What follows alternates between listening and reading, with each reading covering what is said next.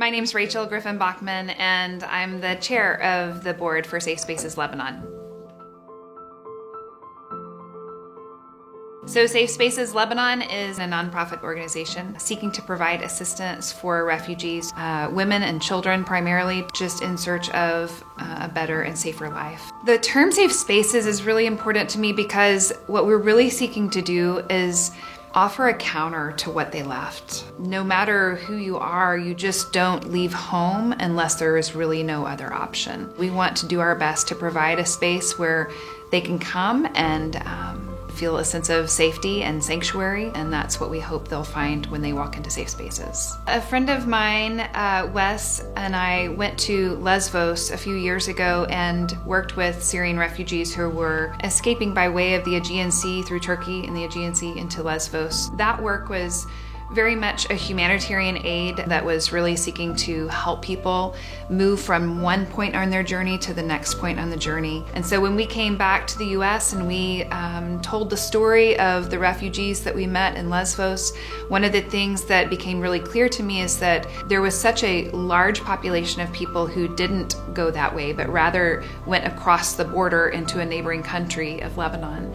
And when I found out that all the refugees that entered into Lebanon were not eligible for resettlement, I became much more aware and compassionate for what it is that the people of Lebanon really were facing in terms of the burden to their society and to them as individuals. So we wanted to take a trip and go to Lebanon and find out what that situation was really like.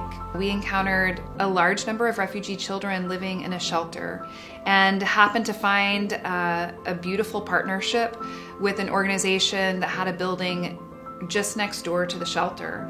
And so we were able to rehabilitate a space that is now being made into a school for the children who live in the shelter next door. And the beautiful part of that is that it offers for these Syrian children an opportunity to have some remedial education that will seek to bring them up to speed with where they need to be in the Lebanese school system. Most of the children have missed anywhere from 3 to 6 years of schooling. And in addition to that, they start out with really only the Arabic language. And in Lebanese school system, you speak French, Arabic, and English. And so right off the bat, there's immediate need for additional avenues to help bring them up to speed in a system that they're not acquainted with.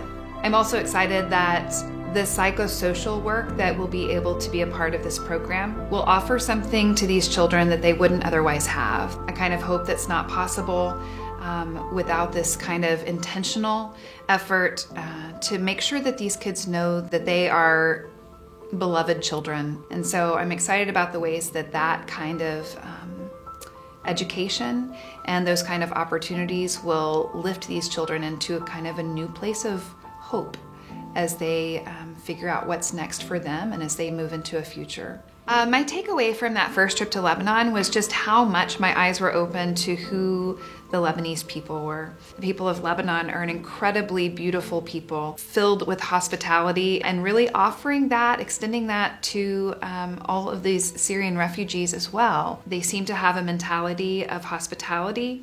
They extend and they extend and extend love again. And that's the kind of people that I want to be around because they're setting an example of the kind of life that I think God calls us to live into.